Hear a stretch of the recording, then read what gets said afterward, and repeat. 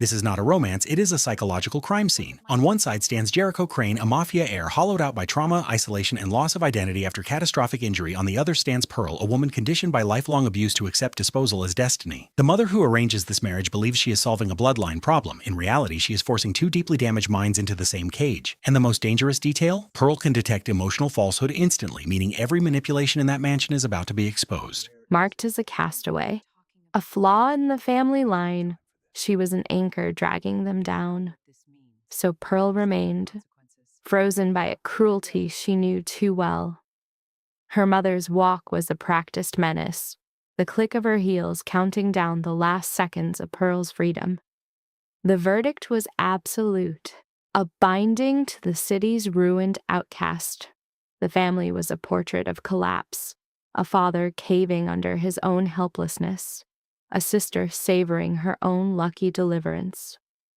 At 27, Pearl's life was bartered away to Jericho Crane, the sovereign who commanded Las Vegas.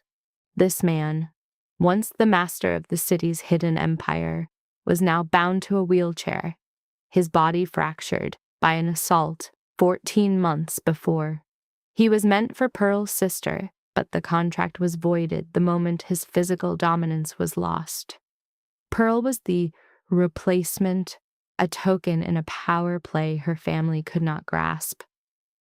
Yet this offering held a rare gift. She saw the world through a synesthetic eye, sound blooming into a brilliant cascade of color. To her, a lie was a palpable emptiness of stark, unforgiving black.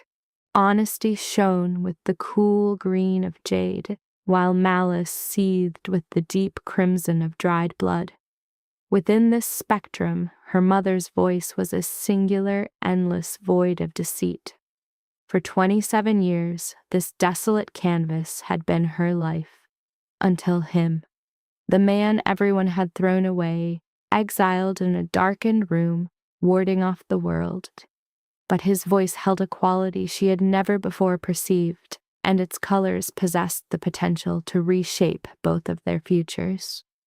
Show your support for Pearl in the comments. To continue the journey, subscribe and ring the bell, as this tale is about to ignite. 3 days on, Pearl found herself at the entrance to the Crane Casino penthouse, trapped in a wedding gown that served as its own subtle torture. Her mother had chosen a dress 2 sizes too small, one last petty act of dominance over a daughter she saw as nothing. Knox Mercer, security chief, ushered her into the chamber. His face was a study in practiced neutrality, a sentiment echoed by the flat, colorless gray of his voice. The suite was a chamber of artificial night, its heavy drapes having throttled the desert sun. A smattering of low lamps shed a sickly, almost sepulchral light across the room. A deep chill permeated the air, thick with the scent of old timber and fine liquor. In the center sat a wheelchair of matte black, its occupant turned from view, his stillness a declaration of profound retreat. Next to him was his mother, Eleanor Crane, a sharp woman with perfectly coiffed platinum hair and eyes of ice. Her stare was a cold inventory, cataloging Pearl not as a bride, but as a newly acquired asset. Jericho kept his back to her, his voice a flat monotone directed at an attorney. Is she capable of signing? Or will I need to have a stamp made? And in that instant, Pearl saw it. Not the black of a lie, not the red of fury, but a thick, choking gray. It was the color of fading embers, of a spirit giving up. She saw then that this was no monster, but a man being consumed from the inside out. On impulse, she spoke. Your voice is the color of muddy gray, like a room without windows. The tension in the space became a solid thing. The lawyer's movements ceased. Eleanor's polished composure cracked into a glare. Knox took in a sharp, loud breath. And for the first time in 14 months, Jericho Crane was completely silent. With a slow, deliberate motion, the wheelchair began to pivot. For the first time, Pearl beheld his face. It was a geography of hard lines, his cheekbones rendered severe by what he had lost. His fierce eyes were locked on her. A delicate scar ran from his temple, a fault line across a once perfect sculpture. She saw the ghost of a stunning, dangerous man, now weathered by pain into something broken. "And just who are you?" Jericho's voice was a quiet, restrained force. Pearl's answer was clean. "The woman they are forcing you to marry." In the deep quiet that followed, Eleanor started to speak, but a flick of Jericho's hand cut her off. He regarded Pearl for a long beat, his gray eyes trying to solve this sudden puzzle. He then looked to the table, his voice like frost. "Get on with it. I have other things to do." The ceremony was a cold, clinical exchange, over in less than 10 minutes. It was empty of feeling, marked only by Eleanor's hollow promise of rings to come later. Pearl signed her name. Jericho added his without looking down. The pact was complete. Pearl Whitmore was gone, and in her place stood Pearl Crane, a prisoner in a lavish cell, encircled by a hostility she could feel. The instant the ink set, Jericho was gone without a word. Eleanor trailed him like a wraith, leaving Pearl in the void as the lawyer packed his briefcase and Knox stood watch by the door. She saw Jericho's silhouette shrink down the hall, followed by that same murky gray aura, the ghostly trail of a dying star. That evening, she was delivered to the Crane estate, a fortress of steel and glass where the surveillance was even more intense. Cameras watched from every corner while guards moved in a ceaseless, watchful circuit. Pearl was guided to a master suite so vast it made the attic of her youth seem like a closet. The space held a colossal bed, a glittering chandelier, and a wardrobe larger than her old room. But an emotional frost hung in the air that had nothing to do with the temperature. There was no trace of Jericho.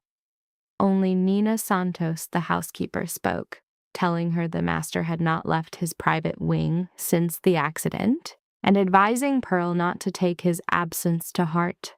Nina's voice was a delicate, pale blue, the color of genuine kindness, free of hidden agendas. Pearl thanked her, saying she was fine. Being forgotten was a state she had long ago mastered. Sleep wouldn't come at midnight. The sheer scale and silence of her new cage was deeply unnerving. She got up and began to wander the still mansion. The halls were a maze of dark, empty rooms, like exhibits in a closed museum. At a wing's far end, she found something different. A lone wooden door, ancient and out of place. It was the only thing that looked as if it had been sealed shut for an age. Placing her ear against the grain, she heard a whisper of sound, like the house itself was breathing. The next evening, she came back with a hairpin, a trick learned from her confinements in the attic when her mother wanted her out of sight. With a moment of delicate work, the lock gave way. The door swung open with a low groan, and Pearl entered a space heavy with dust, where a single ray of moonlight cut through the darkness to touch a large shape in the middle. She drew back a thick, dust-caked cloth and uncovered a Steinway grand piano, black as night. Though wrapped in neglect, the instrument was pristine, a sleeping giant waiting for a touch to wake it. Her fingers shook as they met the cool ivory. She pressed a single key. The note sang out, and with it, she saw a bloom of pure, warm gold, a color she hadn't witnessed in years. Instinct took hold, and the music flowed out of her in a sudden, powerful rush. As each new chord was struck, the crushing weight of Pearl's life began to lift. Time, her gilded cell, the sham of her marriage, all of it dissolved into the sound. She had no idea the estate's watchful cameras were broadcasting her solitary concert. Nor could she know that, in his isolated room, Jericho Crane was her only witness. For 14 months, his face had been a rigid mask, but now a hairline crack appeared in the facade. Knox came in asking, "Should I have her stop?" A long silence stretched before Jericho answered, "No, let her play." The security chief's astonishment was obvious. For 14 straight months, nothing had pierced his self-made prison. He had become a specter in a dark room, simply waiting for his own life to fade. But tonight, a sharp, clean melody had sliced through the noise of his despair, forcing him to actually listen. Jericho stared at the screen, unable to name why this woman's music seemed to ease the great emptiness inside him. From then on, he became her secret audience, never mentioning it, just watching her whenever she played. He didn't understand the reason. He just knew her music made the endless nights more tolerable, a comfort he hadn't known in 14 months. On the 5th day of their marriage, a request came from the matriarch, Eleanor Crane. Nina Santos, the housekeeper, brought the news with a worried look, saying the madam wished to see her. Pearl accepted the summons with a single nod, showing no fear or curiosity. 27 years under her mother's rule had prepared her for these moments. Eleanor was stronger, but the game was the same. Her office was located on the 2nd floor of the West Wing. The room, an expanse of dark wood and blood-red velvet, seemed to drink the light. A heavy perfume blended with the smell of old leather. Eleanor sat rigid behind a severe desk, her iron-gray eyes locking onto Pearl as she entered. A chair was not offered. Pearl expected none. She stood before the desk, her hands clasped loosely at her sides. Eleanor let the quiet hang in the air, her fingers tapping a slow beat.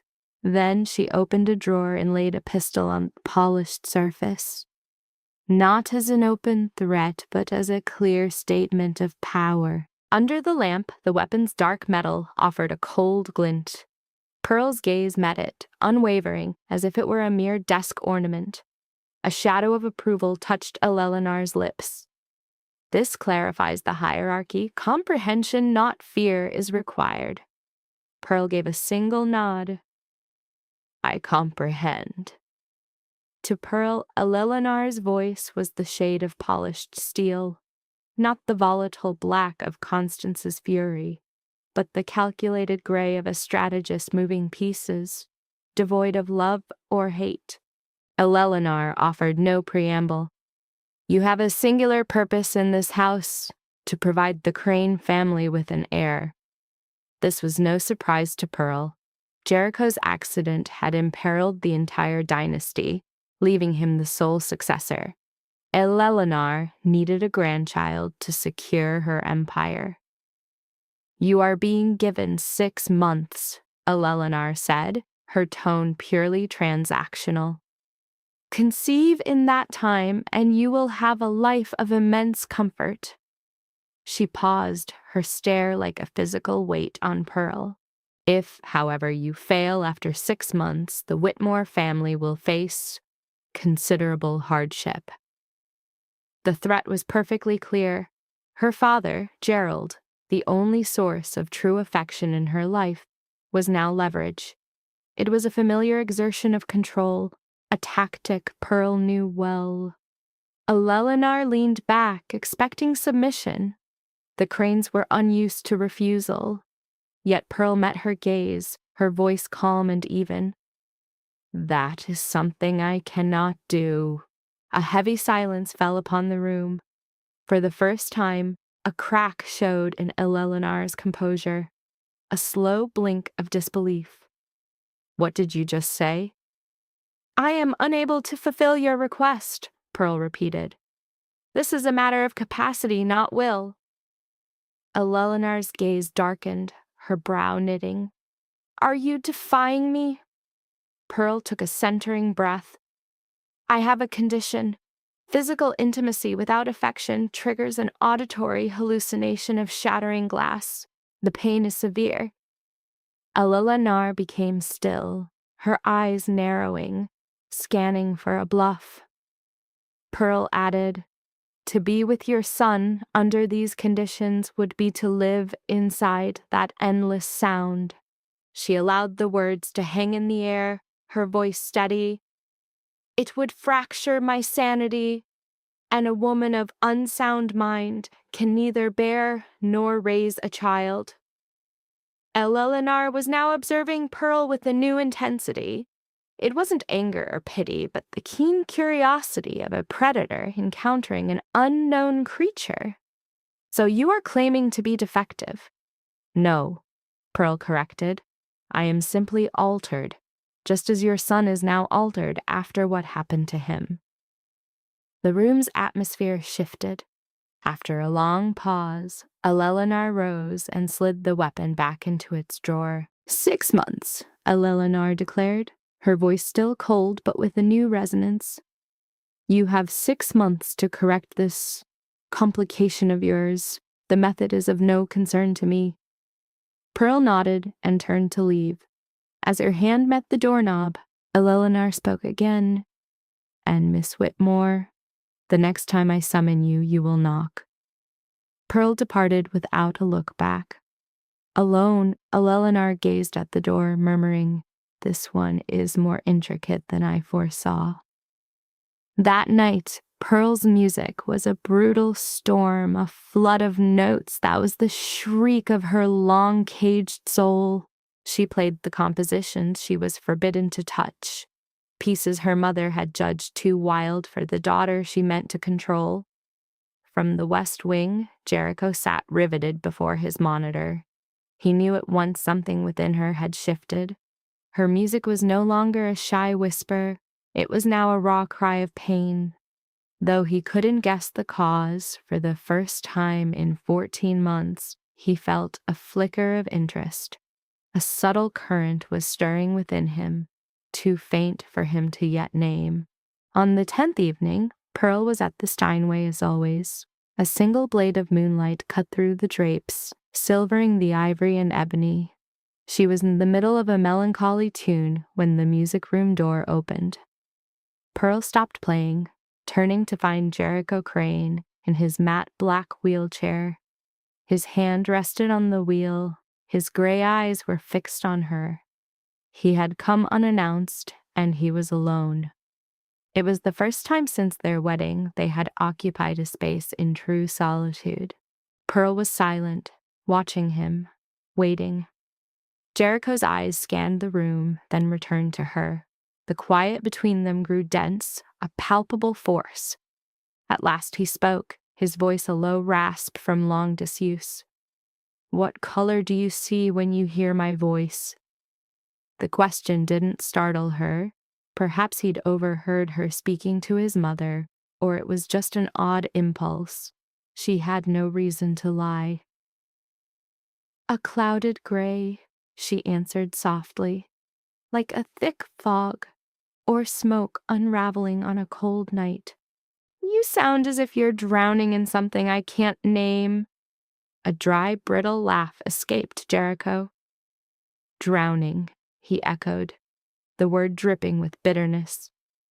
I died 14 months ago, Miss Whitmore. This is simply the part that hasn't stopped breathing yet. Pearl watched him, the murky gray of his aura clinging to him. She didn't offer the hollow comforts about strength she'd heard before. Instead, she merely reported her perception. There is a trace of another color in your voice, almost swallowed by the gray. I can't yet make out what it is. Jericho was perfectly motionless, his unreadable gray eyes locked on hers. What color? He asked, his voice now a whisper. I don't know, Pearl admitted. It is too faint. But it is there. You are not as gone as you seem to think. No one had ever spoken to him this way. For 14 months he'd been met with pity, fear, or attempts to fix him. Pearl did none of that. She simply observed and reported, wanting nothing. Jericho watched her a long while before asking another question. So, what is the reason for these secret nightly concerts? Pearl's fingers grazed the keys. Playing by day is forbidden. My mother said my music sounded like a cat being strangled. She put a stop to it when I was 14. Jericho was quiet, but his expression darkened. He knew that type of wound, losing the one thing that made you feel real. Before the accident, he was a storm. Now just crossing a room was a trial. Play, he said, his voice softer than before. I will not stop you. Pearl met his eyes for a second, then turned back to the piano. And so she played. The music again flooded the room, a brilliant gold flashing in her eyes. Jericho sat still in the shadows, her only audience until the dawn. He said nothing, he simply remained. And Pearl, for what felt like the first time in her life, did not feel quite so alone. 2 weeks later, after Nina promised her privacy, Pearl called her father. Gerald Whitmer's face appeared on the screen. Thinner than she remembered, his identical gray-blue eyes ringed with exhaustion. His ruffled state suggested he was hiding in his music shop, his only sanctuary from Constance. Are you okay? Gerald asked instantly, his voice thick with concern. Are they treating you properly? Is anyone hurting you? A tiny smile touched Pearl's lips. I am fine, Father. No one is bothering me. In her mind, her voice had the color of a pale, washed-out blue. It wasn't the whole truth, but it wasn't a complete lie. Being not okay was her constant state. Gerald gazed at her with an unreadable look in his eyes, then leaned in close, his voice dropping to a conspiratorial whisper. Pearl, I have a confession to make. For the last 10 years, I have secretly recorded you playing the piano. Pearl froze. What? Every night you played, I recorded it, Gerald admitted, his voice shaky. I sent the tapes to producers, to conservatories, to anyone who could give you another life. I wanted to build you an escape route. In spite of your mother's ban, I wanted you to have a chance. Tears began to stream down Pearl's face. For 27 years, she had felt like a ghost in that house, believing her gift meant nothing to anyone. But her father had been her witness. For 10 years, he had been a secret archivist, building a library of hope for a future she couldn't envision. To Pearl, Gerald's voice was now the color of turquoise, a shade of steadfast parental love and unseen sacrifice she had rarely known. You must not let them silence your gift. Do you understand? Gerald insisted, his voice cracking. Not me, not even your husband. Never give up what is uniquely yours. Pearl affirmed through her tears. I understand, Father. Gerald took a sharp breath. I will find a way to get to you. I swear it.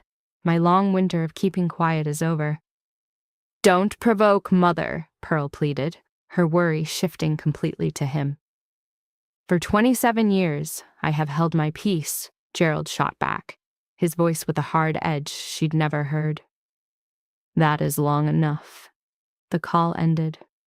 Pearl sat in the quiet, thinking of her father, of a decade of hidden recordings, a testament to a love shown through deeds, not words.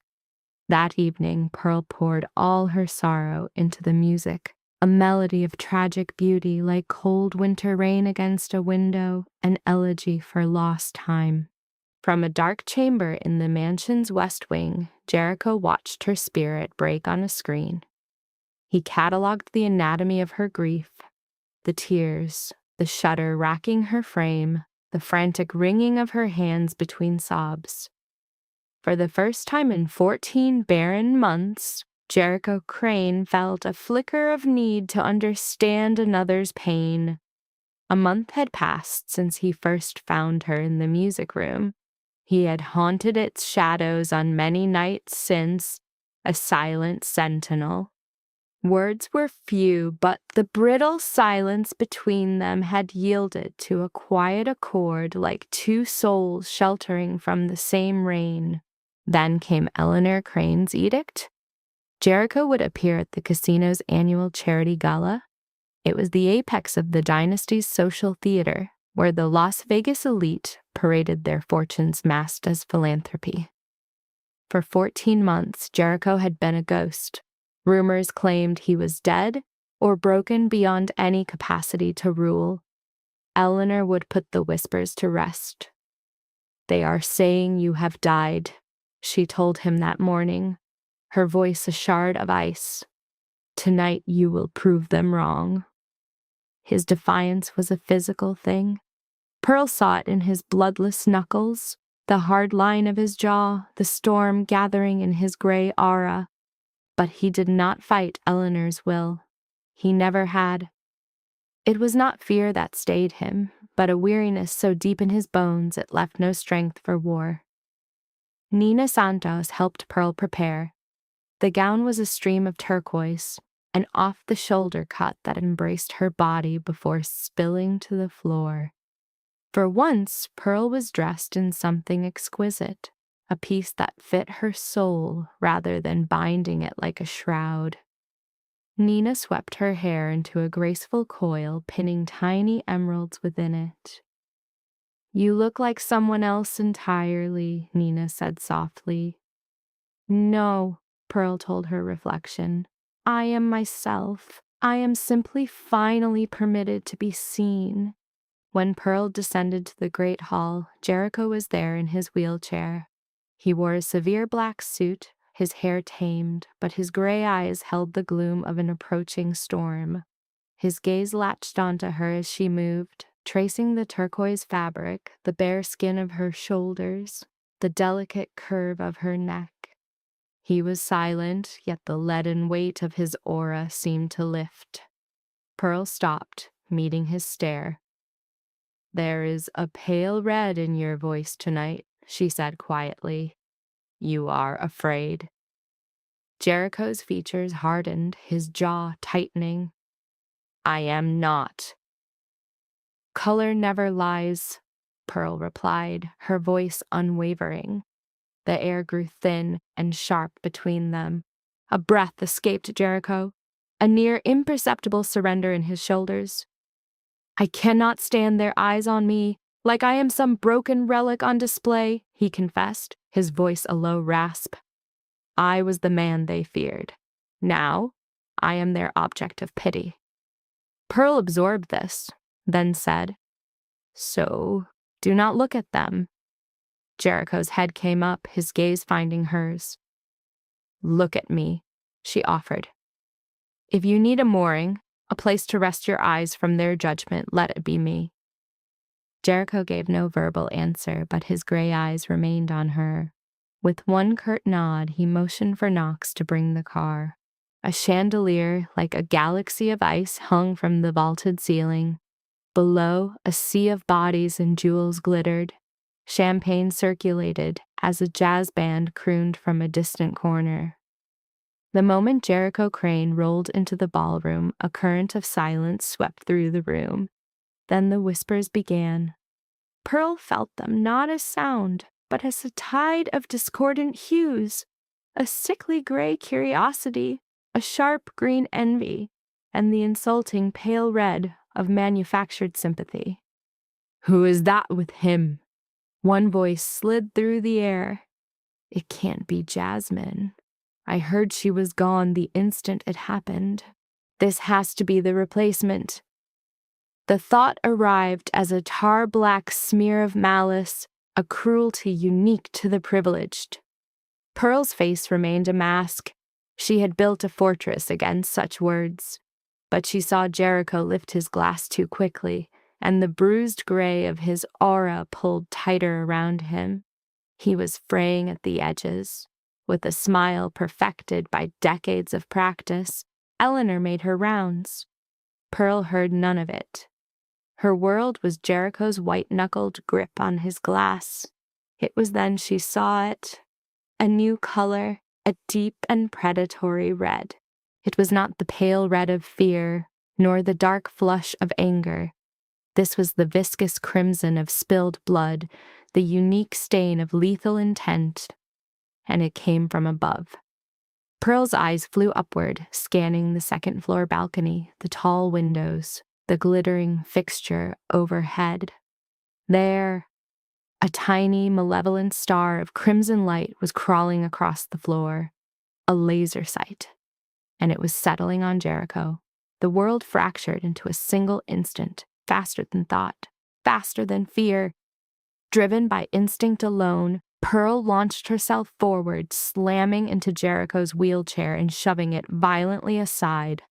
The crack of a rifle shattered the evening's delicate facade, a brutal sound that murdered the music and the chatter. The bullet bit into the wall precisely where Jericho had been, splintering plaster and wood. But Pearl was not safe. A white-hot agony bloomed in her left shoulder, a fire that consumed her whole body. She fell, a flower of dark red blossoming across the turquoise silk. Chaos detonated. Screams ripped through the air as tables were overturned and glass rained down. Security swarmed the room, Knox barking orders into his comms. As Pearl hits the floor, Jericho watches the red devour the turquoise fabric, sees the life drain from her face. "Pearl!" The cry is torn from him, and in that sound, a barrier inside him breaks. He has never before spoken her name. He fights to get to her, his chair agonizingly out of reach. As he strains, a medical crew swarms her position. Knox reports the shooter is found, dead by his own hand. Jericho hears none of it. The screaming room has faded to nothing. Only she remains, a portrait of blood and fading light. "Get her to the estate," he commands, his voice honed to a razor's edge that fractures on the last word. "My doctor. No hospital. He is the only one who will touch her." Knox argues. "Sir, she needs a proper hospital." "No one else touches her," Jericho roars, and a stunned hush descends upon the ballroom. For 14 months, the voice of Jericho Crane had been flat, lifeless. He was a man carved from stone. Tonight, for this bleeding woman, the statue had cracked, revealing the volcano within. As she is lifted onto a stretcher, Jericho grabs her hand. He does not let go, his eyes welded to her still form all the way home. For the first time in 14 months, a fractured plea formed in the ruins of Jericho Crane's mind. Pearl's awareness drifted back to a blank white ceiling. The pain in her shoulder was a dull, banked fire, soothed by the chemicals in an intravenous line. As the world sharpened, she saw the sterile white of the Crane medical wing. And then she saw him. Jericho was in his wheelchair by her bed. He still wore the black suit from the gala, now creased and marred with dark, dried stains. Bruise-like shadows were carved beneath his gray eyes, and a rough shadow of a beard had appeared on his jaw. He looked like a man who had stood watch over the end of the world. The truth hit her. He had never left. He had been a silent, constant fixture since the moment she fell. Jericho saw the consciousness return to her eyes. His met hers, and in their depths was a storm of feeling she had never seen there. Not the cold distance, but a raw tangle of worry, fear, and a terrifying, contained rage. "Why did you do it?" he rasped, his voice raw. It took her a second for the memory to slam back into place. The crimson dot, the sound of the shot, the searing fire. "I saw red," she breathed, her voice a fragile thread. "It meant death." Jericho stared, his jaw granite. "Your life was on the line." "I know." A heavy silence fell, punctuated by the steady beat of the heart monitor. He studied her as if she were a puzzle whose pieces refused to fit the shape of his world. "Why?" he asked again, the word barely a whisper. "You owe me nothing. This marriage was forced on you. You should hate me." Pearl thought about this, her mind clouded by medicine. Lying was not a language she knew. It was a skill she had never learned, so she gave him the only truth she had. "I don't hate you," she said softly. "Your voice, it doesn't have the color of hate." Jericho was quiet, the storm in his slate-gray eyes churning as he watched her. Pearl could feel a change in him. The oppressive gray was still there, but it was pulling back, making room for a color she had only seen in flickers. Then Jericho did something he had not done since the world broke him. He reached out and took her hand. His was warm, strong, but a fine tremor ran through it, betraying him. He held on as if he feared she would turn to smoke. "Thank you," he whispered, the words heavy with an emotion he could not name. "You saved my life." For the first time, Pearl saw it with perfect clarity in that instant. Turquoise, as brilliant as an ocean kissed by the sun. The color bloomed from his voice, a product of that pure, unguarded gratitude. It was the shade of truth, of an authentic emotion, new and fragile. "The tone of your voice has changed," Pearl breathed, a slight smile forming despite the burn in her shoulder. "I can see it." Jericho's brow creased. "What color?" "An extraordinary one," she replied. "One I've never witnessed from you." He said no more, yet his hold on her hand remained firm. They stayed like that, in absolute stillness, until the drugs pulled Pearl back into sleep. In the days that followed, as Pearl's wound mended, she could finally sit upright. Jericho was in his study beside the infirmary when his phone began to vibrate. Knox offered it to him, his annoyance unconcealed. Miss Jasmine Whitmore. The name on the screen made Jericho's jaw clench. 14 months. It had been 14 months since she'd bolted from the hospital the day they told him he might be paralyzed. 14 months of a deep, unbroken silence, as if he had ceased to exist in her world. He answered the call. "Jericho." Jasmine's voice was a mixture of sweetness and acid. "I heard what happened. I was sick with worry. I have to see you." A dry, cold laugh escaped Jericho. 14 months of nothing, and this is when you decide to care. A silence crackled over the line. Then Jasmine's voice came back, softer, wrapped in a practiced apology he knew all too well. "I made a mistake, I know that, but I can fix this. We can have a fresh start, Jericho. I never stopped loving you." "I'm married," Jericho stated, his voice flat and devoid of feeling. A sharp, ugly laugh echoed through the phone. "Her?" "She's a replacement, Jericho. The whole world knows. A sad little thing my mother threw away. Do you really think she's your equal?" Jericho paused, weighing his words before he spoke. His voice was ice. "That replacement took a bullet for me. It was aimed at my head and she moved into its path. She was prepared to die for me." He let the words hang in the air. "And where were you when I was in a hospital bed, my entire future unknown?" "Ah, that's right. You ran." Only silence answered him.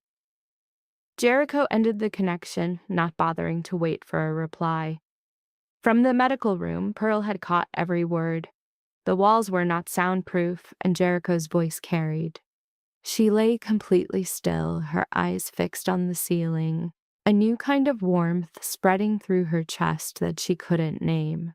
With a few short sentences, he had declared his side. To everyone else, she was the stand-in. But in that moment, to Jericho Crane, she was more. She was the one who had used her body as a shield for his. That single act had changed everything. A few moments later, Jericho wheeled himself into the infirmary with Knox trailing behind him. His gaze met Pearl's, a silent question passing between them. She said nothing. Some truths need no voice. Jericho kept his eyes on Pearl as he gave his orders to Knox. Lock this estate down, 24 hours a day, 7 days a week. Nobody gets in without my express permission. Knox gave a single, sharp nod. And wherever Miss Whitmore goes, Jericho went on, his voice firm, I go. She is not to leave my sight. Pearl held his gaze, and for the first time she felt a sense of being protected, not as a possession, but as a person who mattered. Then, in the 4th month of their marriage, on a perfectly ordinary afternoon, their world was upended. Constance and Jasmine Whitmore appeared at the gates. Pearl was with Jericho in the drawing room when Nina announced them. But before anyone could ask how, the doors swung open. 2 women strode in as if they belonged there. Jasmine, in a bright red dress and flawless blonde hair, led the charge, her heels clicking a dangerous beat. Constance followed, dressed in elegant cream and pearls, her lips fixed in a polite smile that masked her true intent. Pearl got to her feet, her heart hammering. She looked at Knox, who stood by the door with a face like a storm cloud. How did they get past security? Mrs. Eleanor countermanded the order, Knox said through gritted teeth. I couldn't stop them. The cold truth landed like a stone in Pearl's gut. Eleanor Crane was still playing her game, trying to swap out Pearl for the perfect daughter-in-law she always wanted. We came to see our dear daughter, Constance cooed, her voice sickly sweet. But Pearl could hear the poison under every word. We heard she's thriving here. We just had to see for ourselves. Jasmine ignored Pearl completely. Her eyes were only for Jericho, her face breaking into a wide smile meant to erase 14 months of absence. Jericho, she purred, her voice pure performance. I heard you're recovering so well. I'm just so thrilled for you. Pearl saw the color of her voice and felt her stomach turn. It was a slick, shimmering black, a total lie, without a speck of genuine feeling. Jericho just met Jasmine's gaze with eyes as cold as a frozen lake. The man was a fortress, no visible emotion, no telling reaction. He watched her with a blankness that made her seem utterly insignificant. Constance came to her daughter's side, the false smile still painted on. Jericho, let's be frank, she said, her tone businesslike. This was an arrangement. Jasmine was the main piece. Pearl was just filling in. Now that Jasmine is back, it's time for an upgrade. Pay Pearl off and send her away. It's what's best for everyone. The drawing room was plunged into a heavy silence. Pearl stood frozen, watching her mother sell her off for the second time, like damaged goods being returned. It was a humiliating feeling she'd known for 27 years, but this time was not the same. I have a wife. Jericho's voice finally sliced through the quiet, as sharp as a blade. Jasmine let out a harsh, unpleasant laugh. Her, she scoffed, her disdainful look sweeping over Pearl. She's the consolation prize, Jericho. Everybody knows it. The girl nobody wanted. You can't possibly pick her over me. The words were meant to be daggers, but Pearl didn't look away. She didn't flinch. She did not run, as she had done for 27 years of her life. Instead, she took a deliberate step forward, placing herself like a shield in front of Jericho. You're right, she agreed, her voice steady. I am the replacement. A flash of victory showed in Jasmine's eyes, but Pearl wasn't done. "But I'm the replacement who took a bullet for him," she said, her gaze fixed on Jasmine. "It was for his head. I stood in the way. I almost died for him. Where were you?"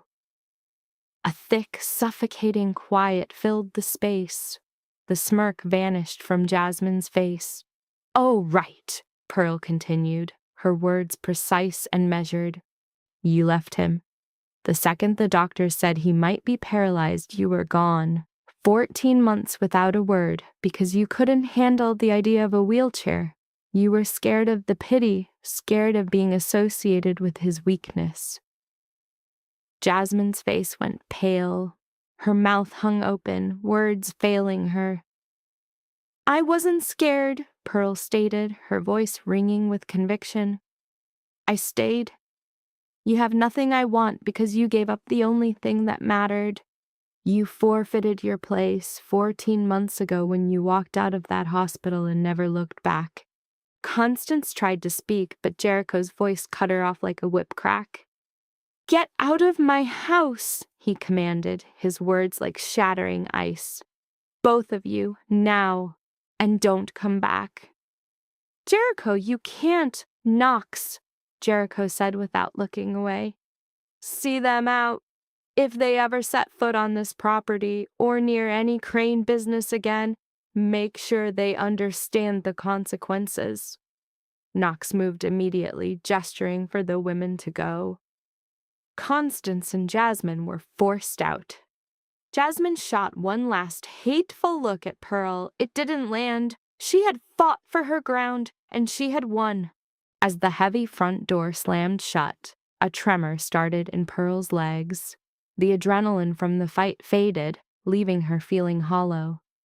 She was heading for her room when his voice stopped her. "Pearl." She turned back. He was watching her with an expression she'd never seen before. It was more than gratitude. It was something deeper. "Tonight," he said, "meet me in the music room. There's something I need to tell you." Later, Pearl sat at the grand piano, staring at the keys, reliving the day's chaos and her own small triumph.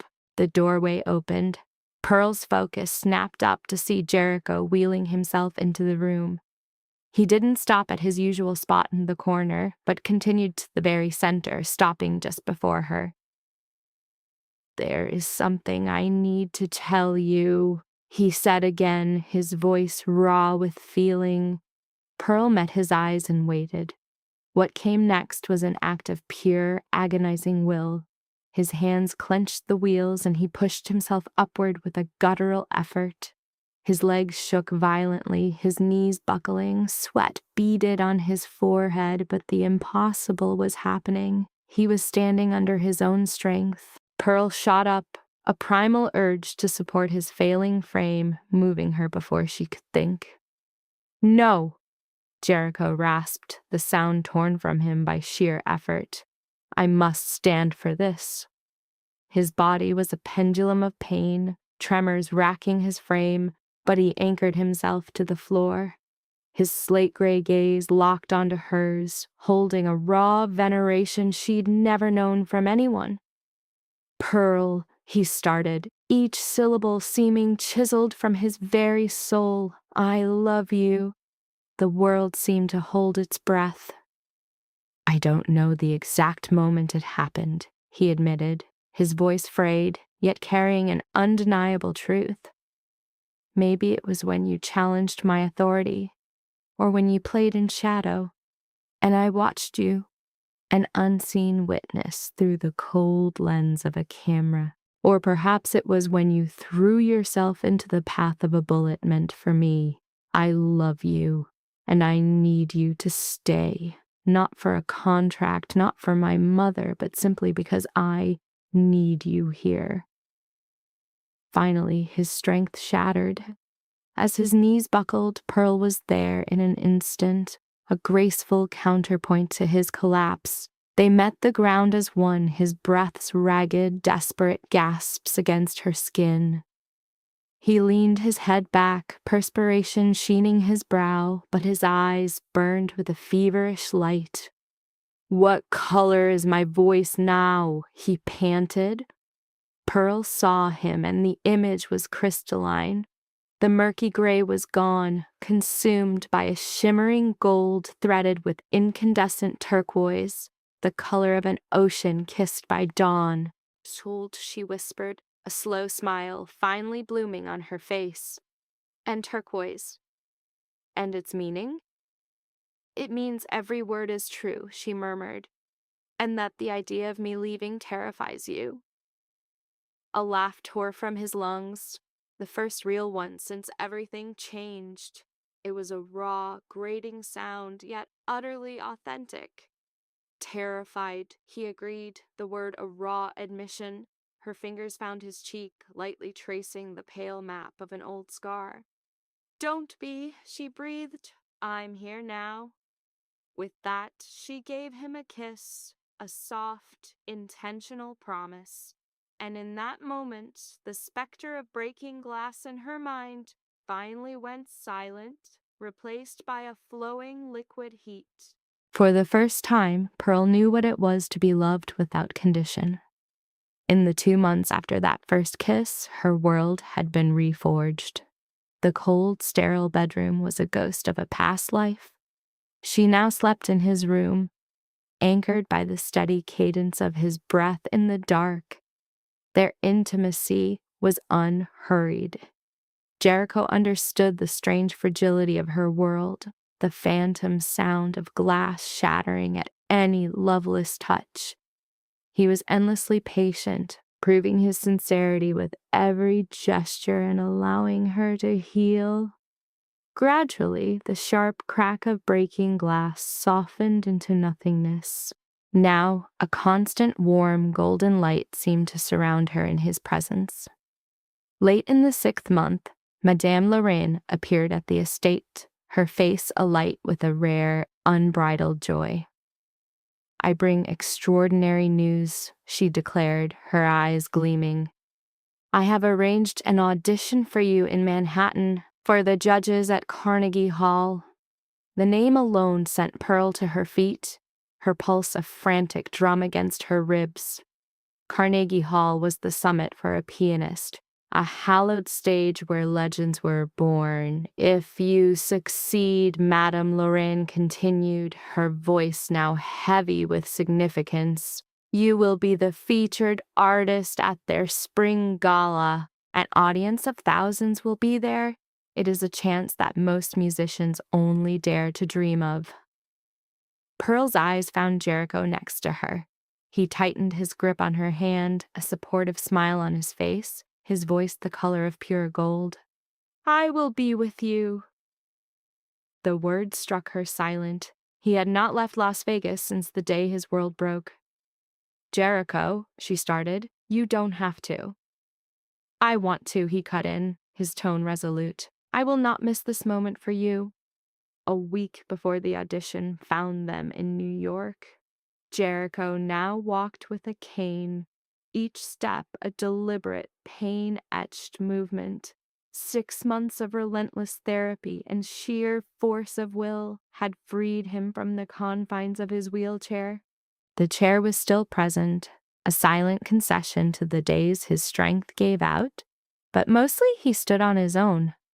Their sanctuary was a sprawling Manhattan penthouse with a view over Central Park.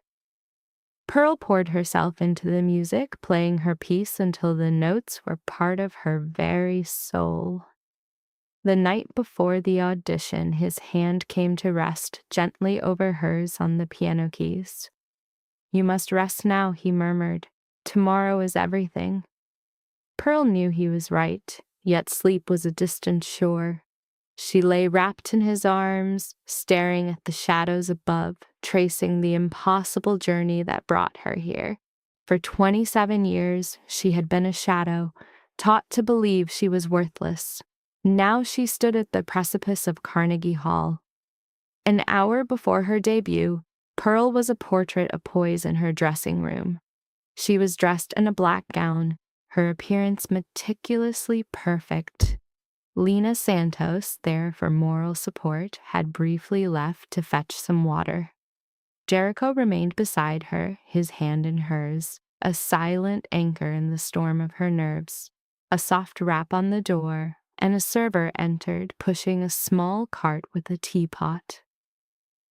"Complimentary tea, madam," the woman said, her voice muffled, her face hidden by a lowered gaze. "To soothe your nerves!" Pearl murmured her gratitude, her hand extending toward the pot, oblivious to the woman before her. She missed the ill-fitting brown wig and the blonde showing at the roots. She never saw the ice-cold venom in the blue eyes hidden under layers of cosmetics. The moment fractured in an instant. A staged trip, a deliberate lurch, and a wave of boiling liquid engulfed Pearl's right hand. A raw scream ripped from her lungs. The pain was a white-hot nova, as if 1,000 ignited needles had been driven into her skin. The scalding fluid seared her hand, the fingers that were the vessel of her entire future. Chaos consumed the room. Someone screamed for a doctor.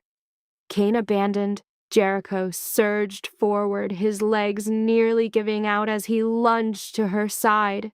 "Pearl!" His voice was a raw tear in the fabric of the room. "Pearl!" But the attendant was gone. She had dissolved into the mounting pandemonium without a trace. But surveillance cameras see all.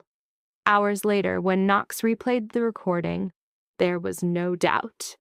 Underneath the cheap wig and heavy makeup was Jasmine Whitmore. Constance and Jasmine had tracked them to New York. They knew the plan. This attack had been their design all along. When the house doctor inspected the injury, his face became a mask of professional gravity. "Second-degree burns," he pronounced softly. "Blistering has begun and the skin is starting to peel." Her fingers were a swollen, useless ruin.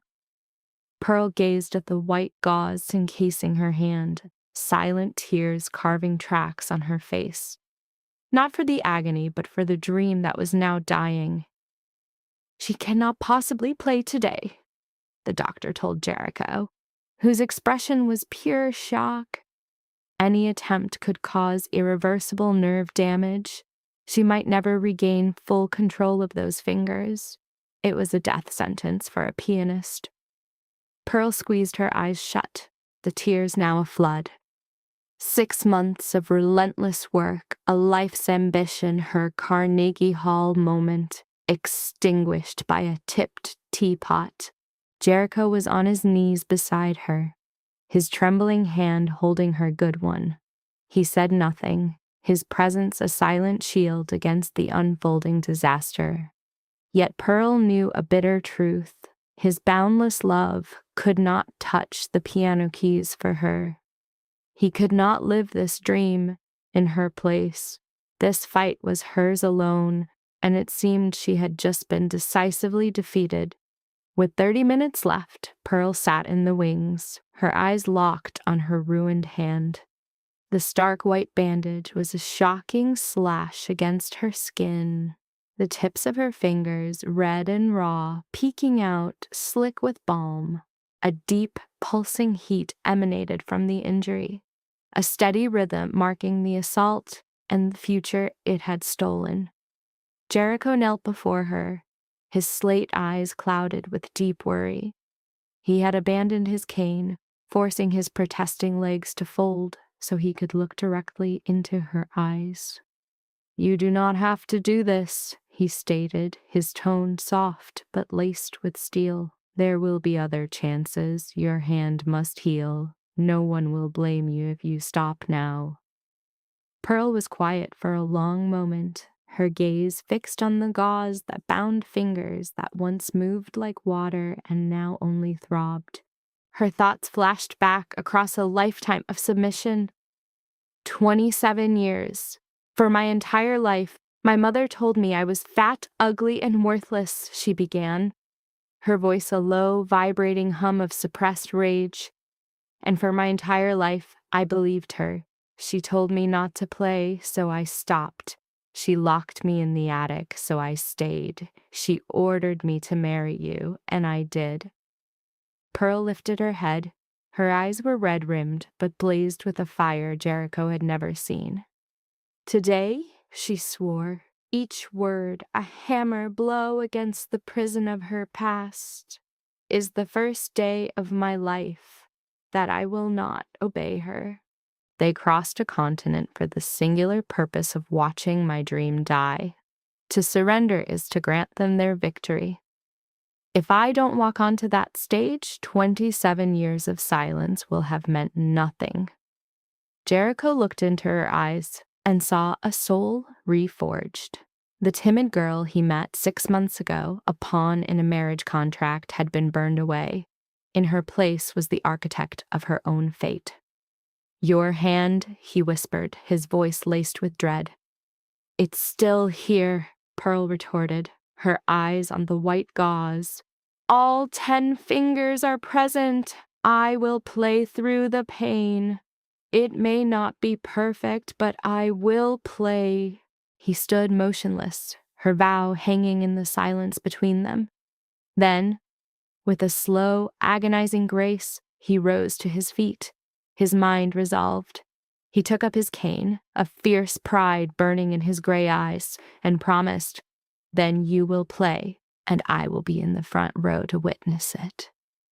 15 minutes later, Pearl was swallowed by the stage lights. The glare was a physical blow, temporarily blinding her. As her vision returned, she saw the tribunal. 5 judges sat in the center rows, their faces carved from stone. Behind them, a gallery of critics and titans of the industry waited, an army assembled to deliver its verdict. A solitary figure of defiance occupied the theater's first row, Jericho. He pushed himself up, leaning on his cane, as a silent oath of loyalty. He was her lighthouse against the auditorium's encroaching shadows, a singular beacon of faith. A wave of whispers swept the audience, all eyes fixed on the bandage wrapped around Pearl's hand. Their intrigue soured to disbelief. A musician performing with a maimed hand was a farce. Unbothered, she moved toward the grand piano, looking at the keys, a flawless reflection of the 27 years of darkness she had just survived. The first notes emerged, as fragile as her own spirit. A bolt of pure agony shot up her right arm, a blinding torment with every keystroke that brought tears to her eyes. A wrong note surfaced, then another. The rhythm stumbled, heavy and unsure, but she did not stop.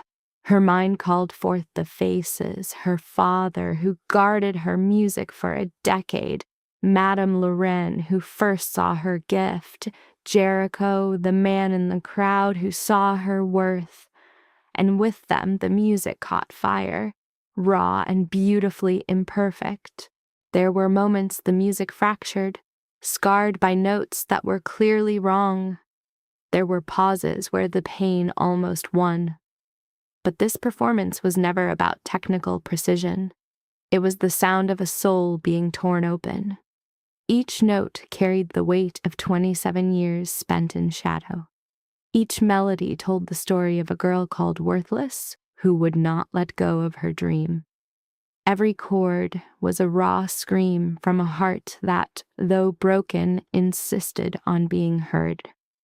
Pearl played her own anthem, born of pain, truth, despair, and love.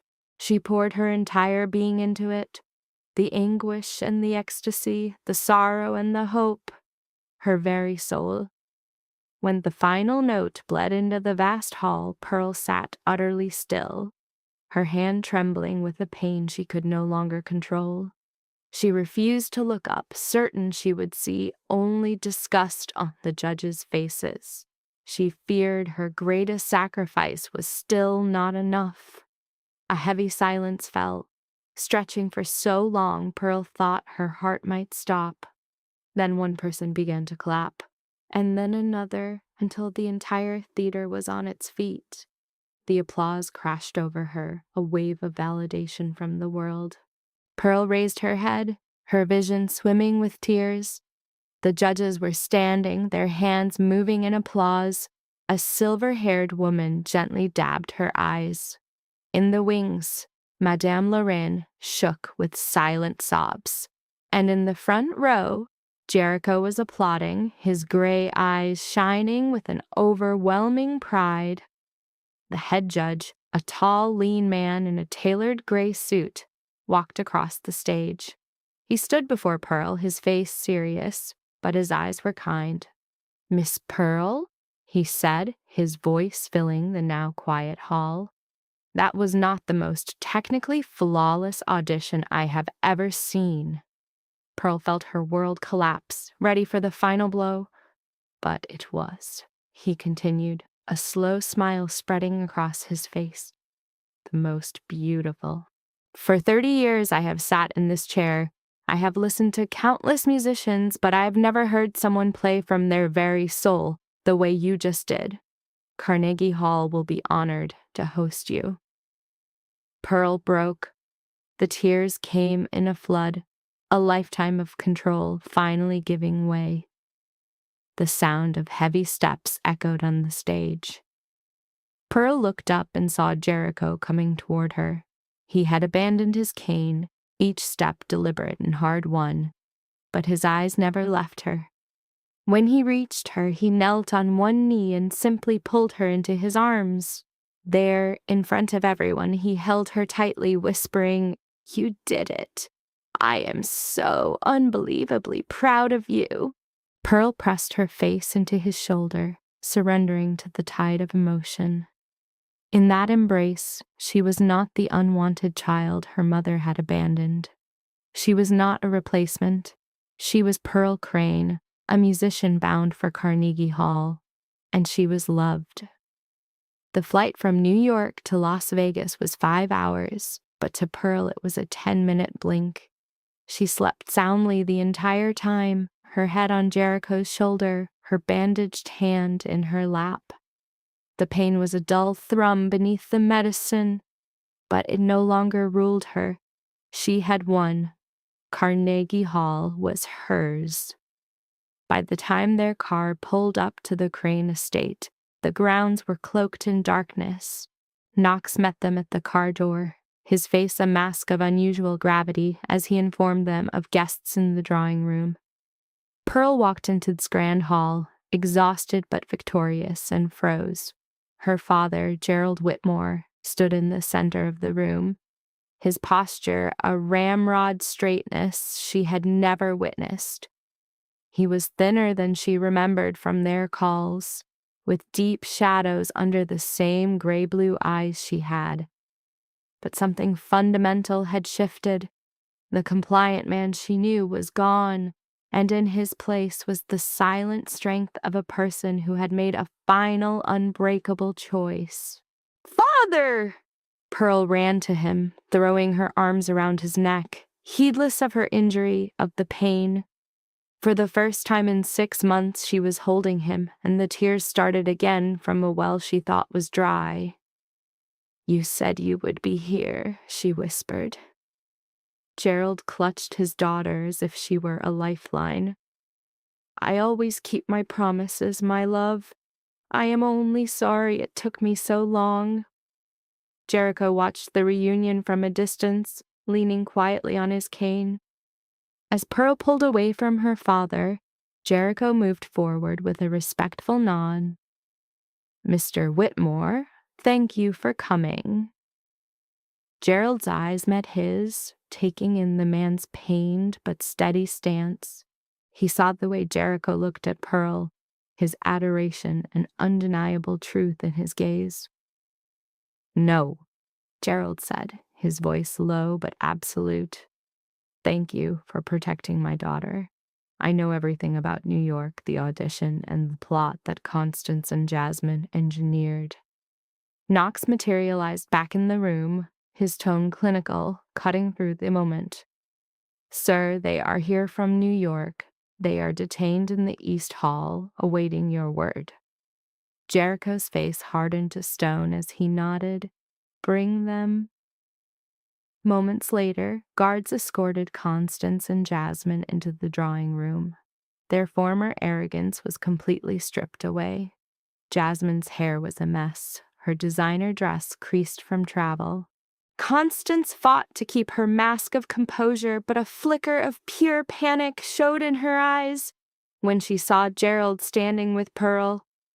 "Gerald!" she sputtered, the shock hitting her full force. "How could you?" Gerald did not give her an answer. He just stood by his daughter, his back straight, his expression unreadable. Knox stepped forward, setting a laptop on a table and playing a video.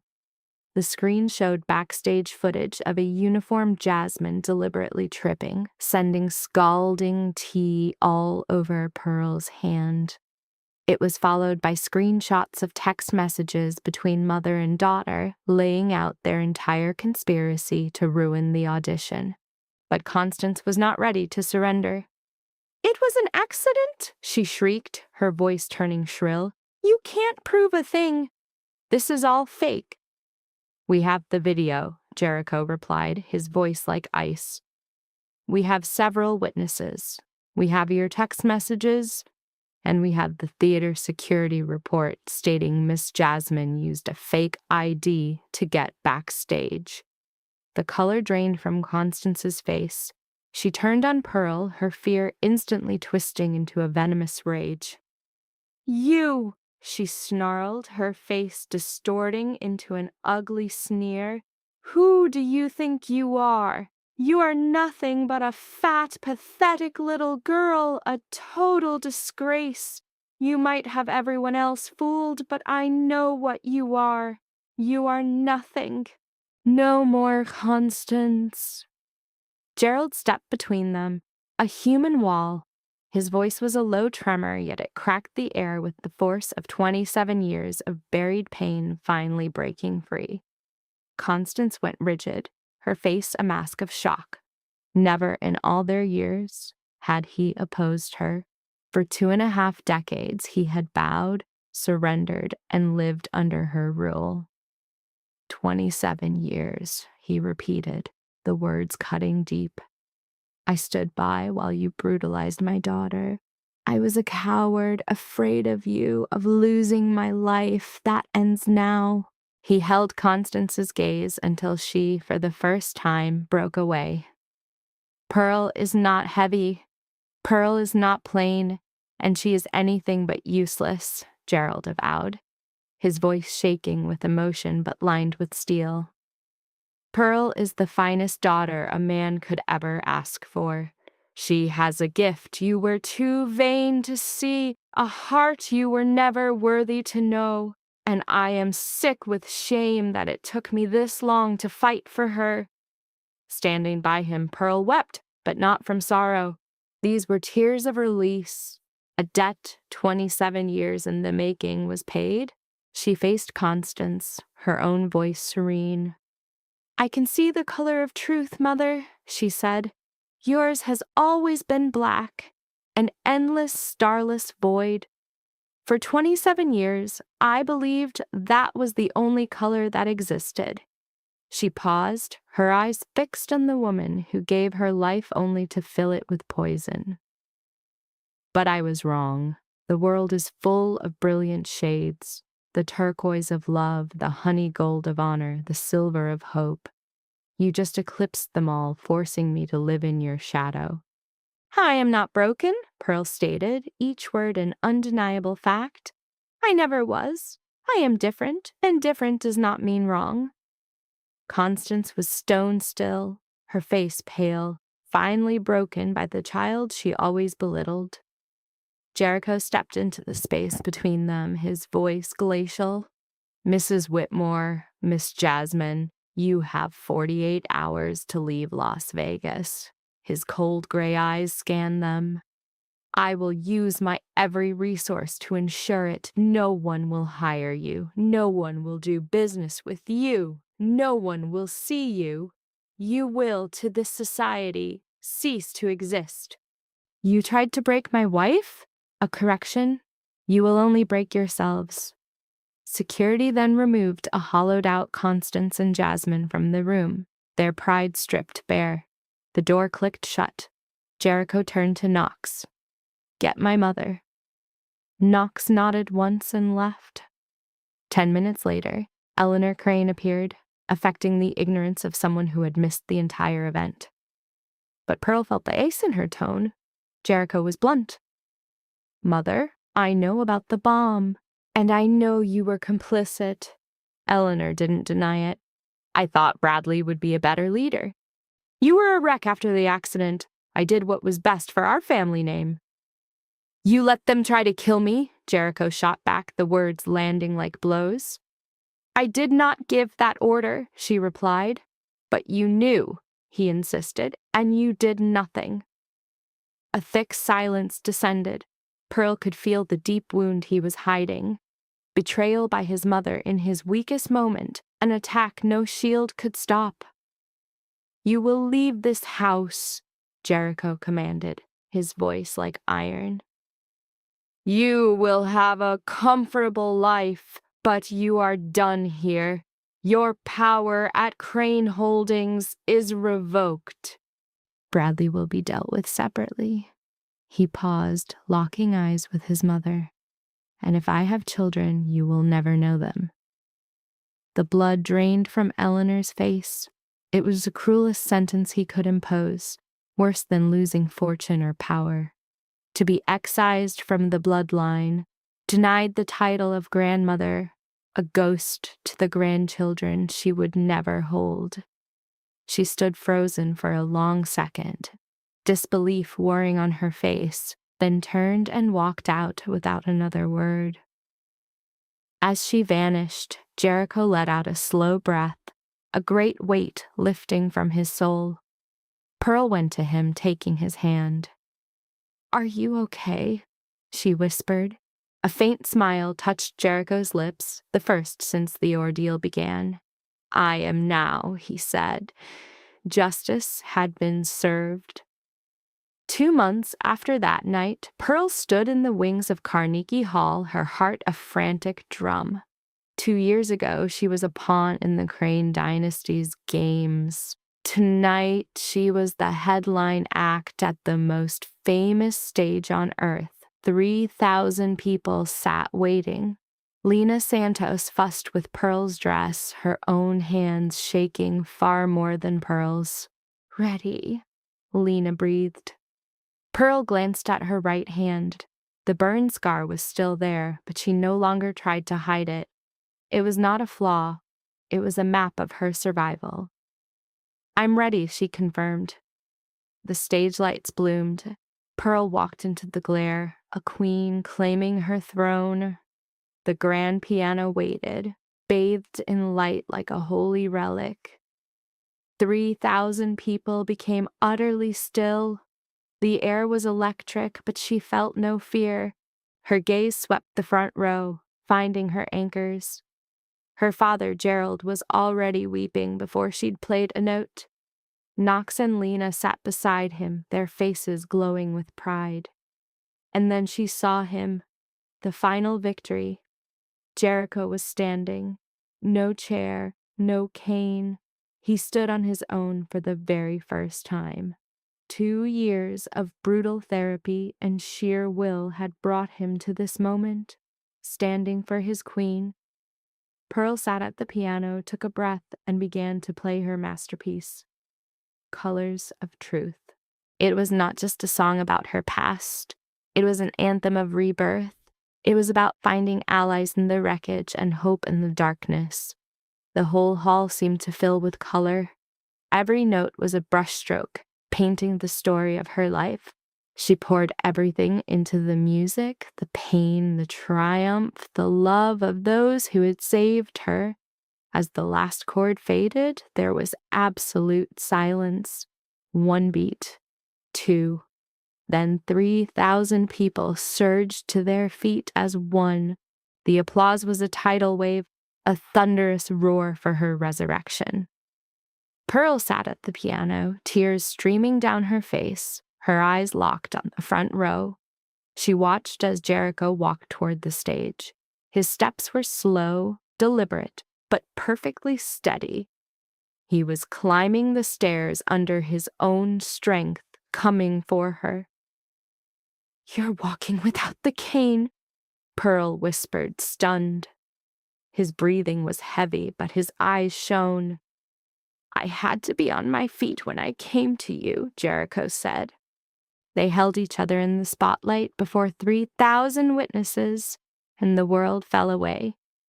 The applause was a storm, but all Pearl heard was his heartbeat. Later in her dressing room, Jericho took her hand.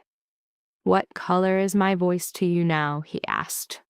Pearl looked at him, the truth simple and clear. "Honey gold," she said, her smile real.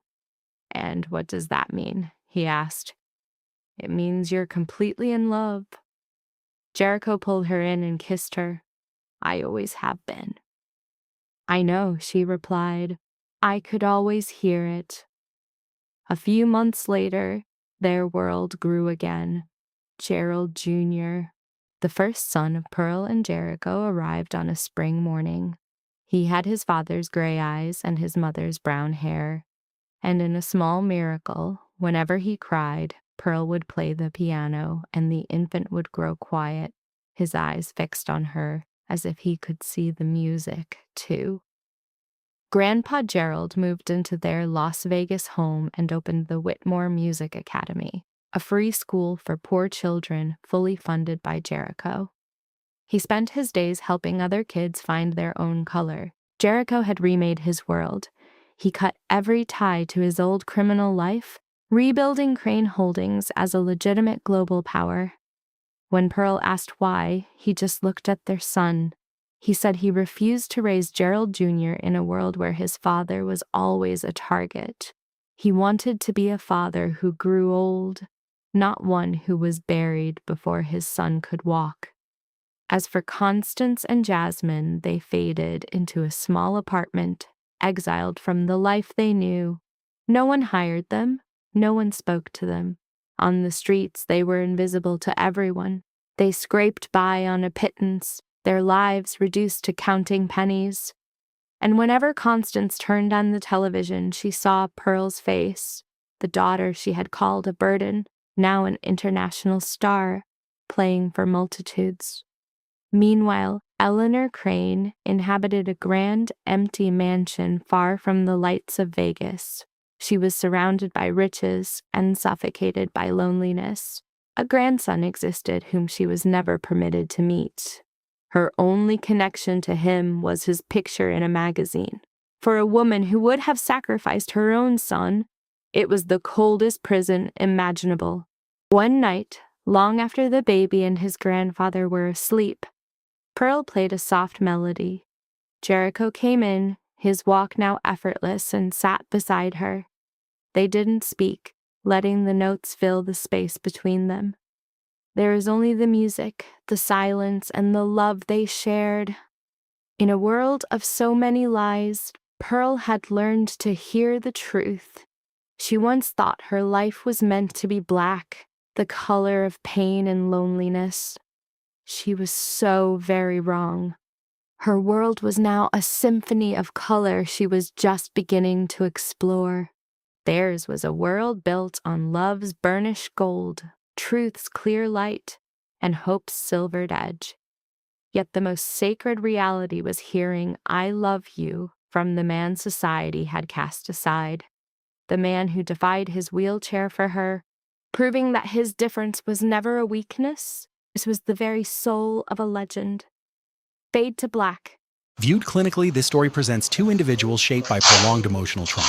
Pearl exhibits patterns common in survivors of chronic humiliation: hypervigilance, emotional restraint, low self-worth, and learned compliance. She does not initially resist because resistance was never made safe for her. Jericho, by contrast, demonstrates a collapse response following catastrophic injury and betrayal. His withdrawal, apathy, and emotional flattening are consistent with severe traumatic disillusionment. The parental figures in their lives are central. Pearl's mother weaponizes shame. Her language is not merely harsh, it is identity-destroying. Over time, such treatment conditions the victim to internalize the abuser's voice as truth. Jericho's mother represents a colder pathology, strategic detachment. Her worldview allows emotional sacrifice in service of legacy and control. In both cases, attachment is corrupted. Love becomes conditional, manipulative, or absent. What interrupts this pathology is not advice, punishment, or social pressure. It is corrective attachment. Pearl sees Jericho without pity. Jericho protects Pearl without objectifying her. These are psychologically significant reversals. Each becomes for the other an encounter that does not repeat the original injury. Pearl's sensitivity to the colors of voices can also be understood symbolically as extreme perceptual attunement, something trauma survivors often develop. They become experts at reading threat, sincerity, and emotional incongruence because their safety depends on it. Her gift dramatizes a real psychological truth. Wounded people often learn to sense what others refuse to say aloud. The lesson then is not that trauma makes people broken forever. It is that many behaviors labeled weak, strange, or difficult are in fact adaptations to environments that were unsafe. Healing begins when a person is no longer required to perform survival at every moment.